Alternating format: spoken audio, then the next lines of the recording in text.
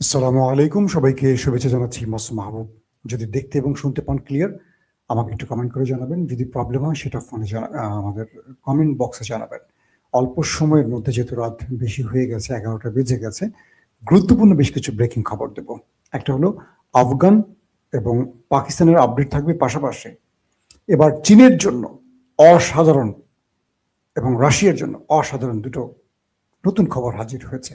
আর সেই অসাধারণ দুটো আরো বেশি অসাধারণ হয়েছে ইরানের জন্য। অর্থাৎ ইরানকে এবার অন্য পরিস্থিতির, অর্থাৎ মার্কিন যে ভয়ের আতঙ্কের যে জায়গাটা, সেখান থেকে বের করে এনেছে চীন এবং রাশিয়া।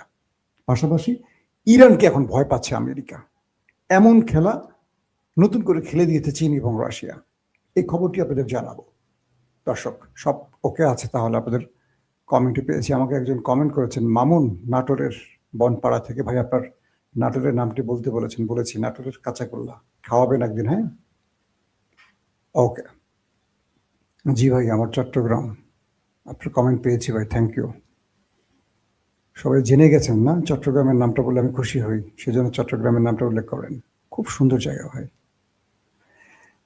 তো আসেন, প্রথমে আমি পাকিস্তানের খবর দিই, তারপর চলে যাচ্ছি ইরানের খবরে।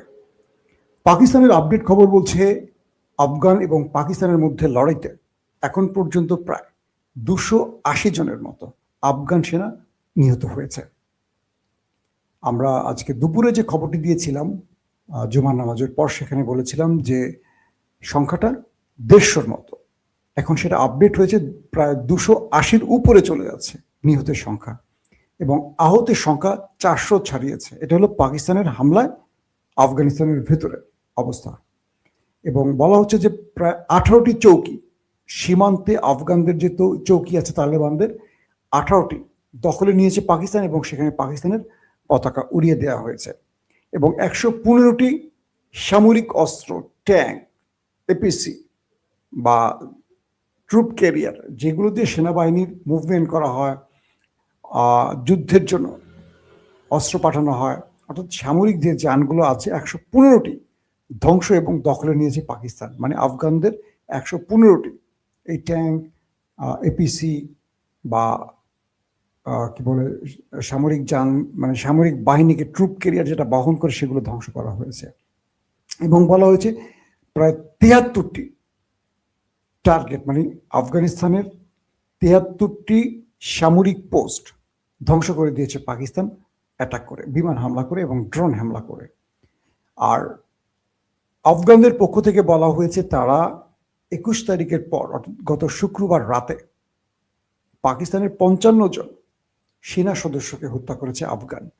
এবং সেই হত্যার পরিস্থিতির আলোকে পাকিস্তান কালকে অপারেশন গজফ লিল হক শুরু করেছে। এবং এখন পর্যন্ত পাকিস্তানের যুদ্ধ বিমানগুলো, ড্রোনগুলো আফগানের ভিতরে ঢুকে টার্গেট জায়গাগুলোকে ধ্বংস করছে। সেটা কান্দাহার বলি, কাবুল বলি, এরকম আরো কয়েকটা শহরে, যেখানে আফগান তালেবানদের টেররিস্ট গ্রুপগুলো আছে, যেখান থেকে পাকিস্তানের প্রতিবেশী বা আমাদের প্রতিবেশী শত্রু দেশটির এজেন্সি সন্ত্রাসী কর্মকাণ্ড করাচ্ছে, যেখান থেকে সুইসাইড স্কোয়াডগুলো পরিচালিত হচ্ছে, যেখান থেকে পাকিস্তানের আক্রমণের পরিকল্পনাগুলো করা হচ্ছে। আইএসআই আফগানের ভেতর থেকে সেই তথ্যগুলো কনফার্ম করে করে সেগুলো পাকিস্তানের অপারেশন টিমকে দিচ্ছে, এবং সেখান থেকে পাকিস্তান তারা যুদ্ধ বিমান এবং ড্রোনের মাধ্যমে নিখুঁতভাবে এসে অ্যাটাক করে করে করে তাদেরকে মেরে মেরে চলে যাচ্ছে এখন। অর্থাৎ আফগানিস্তানে কোনো, পাকিস্তান বলছে তারা কোনো নিরীহ মানুষকে মারছে না, কিন্তু যুদ্ধ শুরু হলে নিরীহ মানুষ কিন্তু প্রাণ হারাবে, এটি খুব স্বাভাবিক একটা ব্যাপার। এবং পাকিস্তানের ভেতরেও খাইবার পাখতুনখোয়া সহ কয়েকটি অঞ্চলে আফগানদের অ্যাটাকে, কোয়াড কপ্টার অ্যাটাকে সোয়াত, আহমেদাবাদ সহ কয়েকটা এলাকায় বেশ কজন মানুষ আহত হয়েছে, এবং আফগানরা একটি মসজিদে হামলা করেছে পাকিস্তানের, নামাজরত অনেক মুসল্লিরা আহত হয়েছে এমন খবর পাওয়া গেছে।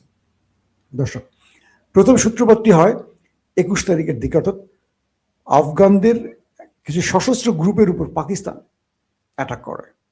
এ সময় প্রায় 80 জন সশস্ত্র সন্ত্রাসীকে হত্যা করে পাকিস্তান। এর পরিস্থিতির আলোকে আফগানরা রাতে পাকিস্তানের সীমান্ত অঞ্চল খাইবার পাখতুনখোয়া অঞ্চলে তারা আবার অপারেশন করে, এবং পাকিস্তান বলছে তাদের 2 জন সেনা মারা গেছে। আর আফগান বলছে তাদের 50 থেকে 55 জন পাকিস্তানি সেনাকে তারা মেরেছে এবং বেশ কজনকে তারা তুলে নিয়ে এসছে, মানে সেখান থেকে তুলে এনেছে।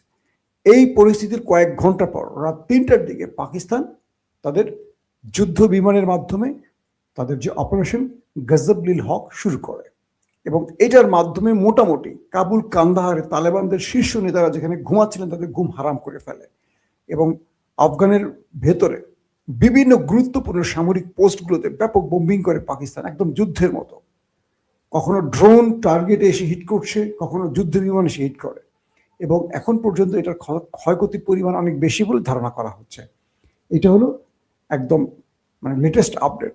ইতিমধ্যে জাবিউল্লাহ মুজাহিদ, যিনি আফগান তালেবানদের মুখপাত্র, তিনি পাকিস্তানের মোটামুটি ধোলাই খেয়ে এবার আল জাজিরার কাছে প্রস্তাব দিয়েছেন তারা যুদ্ধবিরতি চায়। কি রে ভাই, তুমি যে নরেন্দ্র মোদী বুদ্ধি নিয়ে পাকিস্তানে বোমা মারতে গেলা, পাকিস্তানে মারতে গেলা, তোমার কি বুঝ আসে নাই যে তোমরা দুটা মুসলিম দেশ? তোমরা পাকিস্তানের মধ্যে টিটিপিকে বা বিভিন্ন সশস্ত্র সংগঠনকে ওই একটি দেশের বুদ্ধি নিয়ে, ওই একটি দেশের রয়ের প্রেসক্রিপশন নিয়ে তোমরা যে সন্ত্রাসী কর্মকাণ্ডগুলো করো, তোমাদের মনে হয় না একটা মুসলিম দেশ? তোমাদের স্বাধীনতাটা এনে দিয়েছিল কি পাকিস্তান? তো এনে দিয়েছিল নাকি? তোমরা পারছিলা 20টা বছর পালাইছিল না গর্তের মধ্যে পাহাড়ি অঞ্চলে? আইএসআই আর ইমরান খান মিলে তো তোমাদেরকে স্বাধীন করে দিল, আমেরিকা পালালো, যে কারণে ইমরান খান ক্ষমতা হারালো। তোমরা সেই পাকিস্তানি সেনাদেরকে মারছো যারা তোমাদেরকে রক্ষা করেছিল। যে ভারত তোমাদেরকে 20 বছর দখল করে শোষণ করেছে তারা তোমার বন্ধু হয়ে গেল। এই সিনারিটা এখন আফগানে চলছে। তো জাবিউল্লাহ মুজাহিদ স্টেটমেন্ট দিয়েছেন তারা আলোচনায় বসতে চান। পাকিস্তান বলছে আলোচনা আর হচ্ছে না, কারণ দীর্ঘ কয়েক মাস ধরে আমরা আলোচনা করেছি, কখনো তুর্কিতে, কখনো কাতারে, কখনো সৌদি আরবে। আমরা যে আলোচনা করেছি সেই আলোচনার ফল কিছু আসেনি, কারণ আমরা তোমাদের সাথে আলোচনা করার পর তোমরা যাও ভারতের কাছে বুদ্ধি নিতে। ভারত তো দুটো মুসলিম রাষ্ট্রের মধ্যে বিরোধ তৈরি করে স্বার্থ হাতিয়ে নিচ্ছে। এখন জাবিউল্লাহ মুজাহিদ, আমি আল জাজিরা দেখলাম, তিনি যুদ্ধবিরতির প্রস্তাব দিয়েছেন। তিনি বলছেন তারা পাকিস্তানের সাথে আলোচনা করতে চান। ইতিমধ্যে চীন দুই পক্ষকে শান্ত থাকতে বলেছে। কাতার, কুয়েত, সৌদি আরব, ইরান, চীন তারা পাকিস্তানের সাথে কথা বলেছে এবং পাকিস্তানের পক্ষে থাকার ঘোষণা দিয়েছে। পাশাপাশি আফগানদের পক্ষে শুধু একটি দেশ প্রতিবাদ জানিয়েছে, তার নাম নরেন্দ্র মোদীর ভারত। এখন বুঝতে পারছেন আপনারা কে কার পক্ষে? ইরান, চীন এবং কাতার, কুয়েত, সৌদি আরব, তুর্কি প্রত্যেকেই পাকিস্তানের পররাষ্ট্রমন্ত্রীর সাথে কথা বলেছেন এবং এই ঘটনা যে কোনোভাবে দুটো দেশকে শান্ত থাকতে বলেছেন এবং ডায়ালগ চালু করতে বলেছেন এবং তারা বলছেন তারা পাকিস্তানের সাথে আছেন। এই পরিস্থিতিতে আফগানদের বোঝা উচিত পৃথিবীর কোনো মুসলিম দেশ তাদের পক্ষে দাঁড়াচ্ছে না কেন।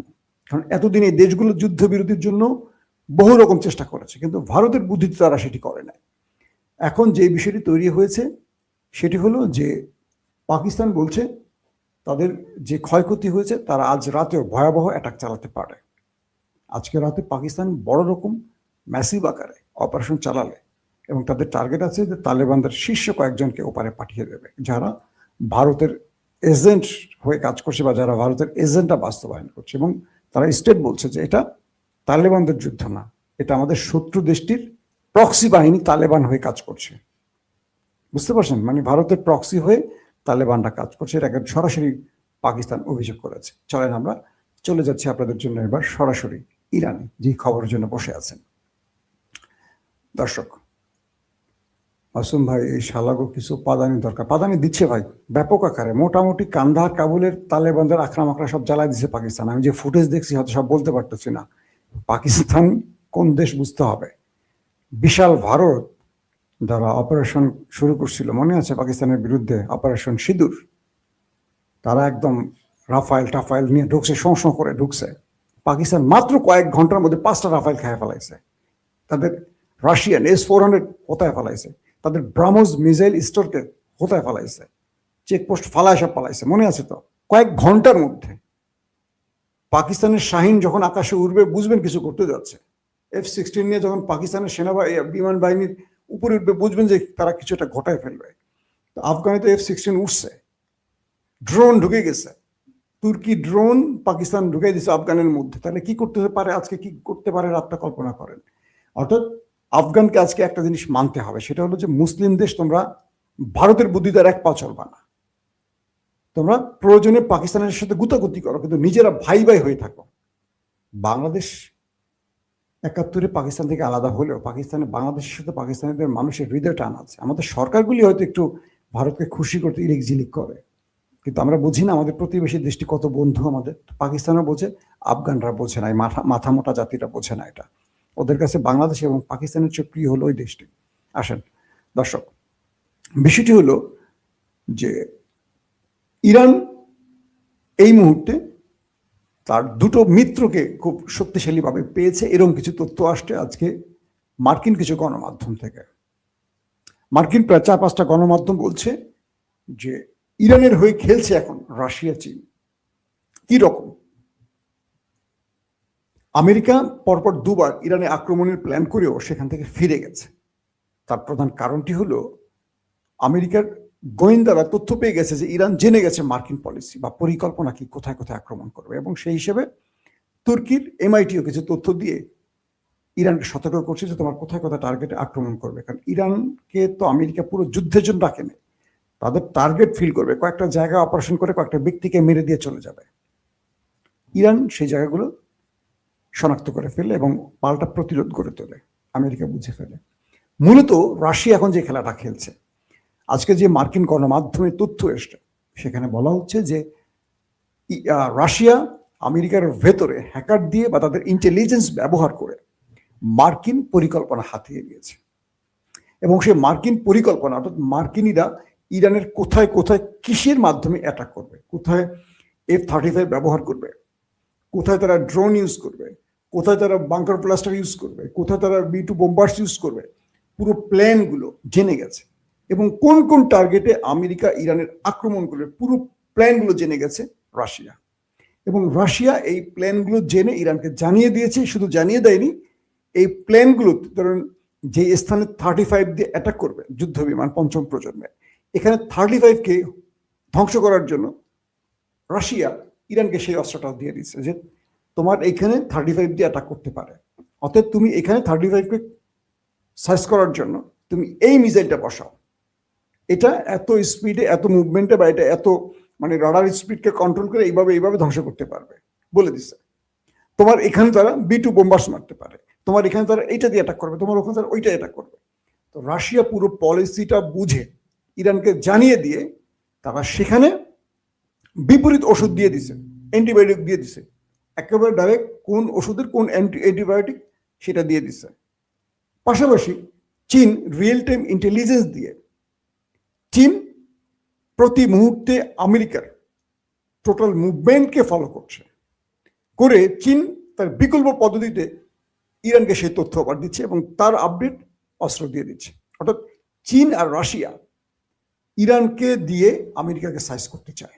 এখন প্রশ্ন করবেন অনেকে যে ইরান এবং ইসরায়েলের লড়াইতে রাশিয়া ইরান তো বড় ভূমিকা রাখেনি। একটা বিষয় মাথায় রাখতে হবে আপনাদের, যে প্রায় 20 থেকে 22 এরকমই হবে, 22 লক্ষ রাশিয়ান ইহুদি তারা ইসরায়েলে বসবাস করে, এবং এরা সব বলা যায় যে মাফিয়া, এক একজন মানে রাশিয়ার ব্যবসা বাণিজ্য কন্ট্রোল করার মতো লোক।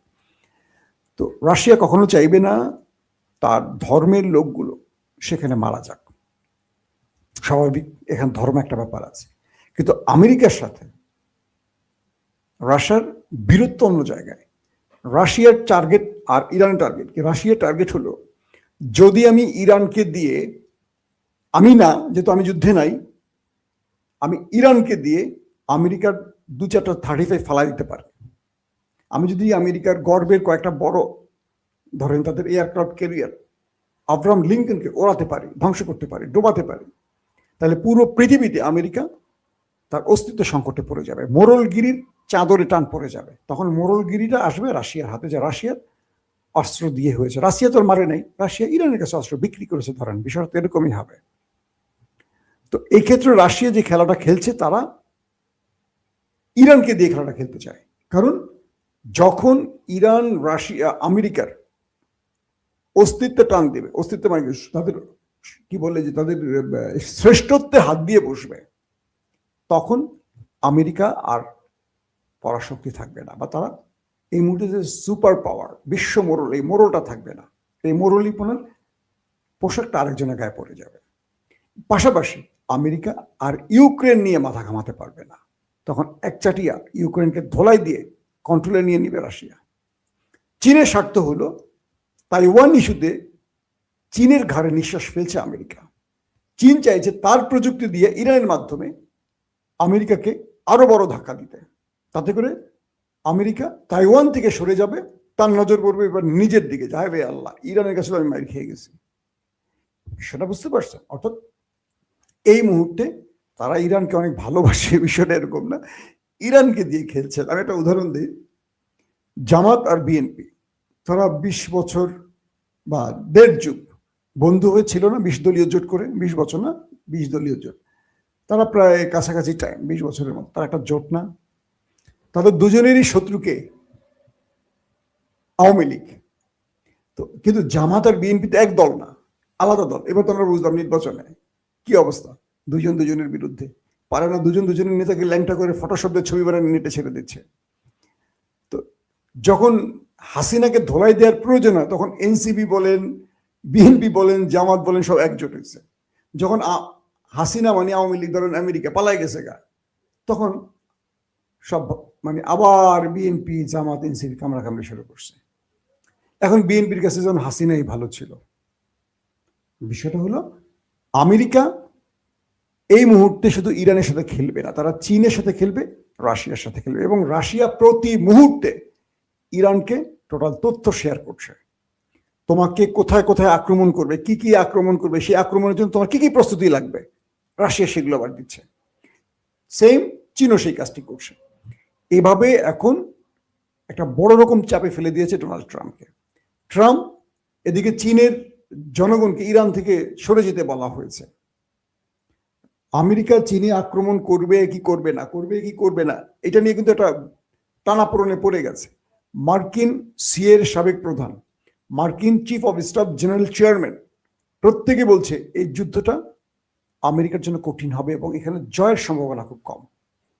এই পর্যন্ত বহুবার তারা অ্যাটাক করার পরিকল্পনা করে ফিরে এসছে।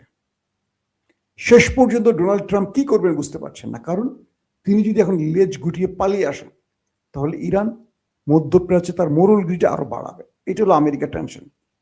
আবার স্বল্প পরিসরে যদি অ্যাটাক নাও করে, ইসরায়েল ছাড়বে না, ডোনাল্ড ট্রাম্পের ক্ষমতার শেষ দিক চলে আসবে। কারণ পৃথিবীর এই বড় বড় দেশগুলো কন্ট্রোল করে কারা, আপনারা বুঝতে পারছেন।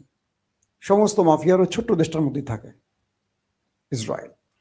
তো এই পরিসরে আমেরিকার প্রেসিডেন্ট তার টিকে থাকাও আছে, ওই জান পাখিটা বা তার টিকে থাকার মূল চাবিটা ওদের হাতে আছে।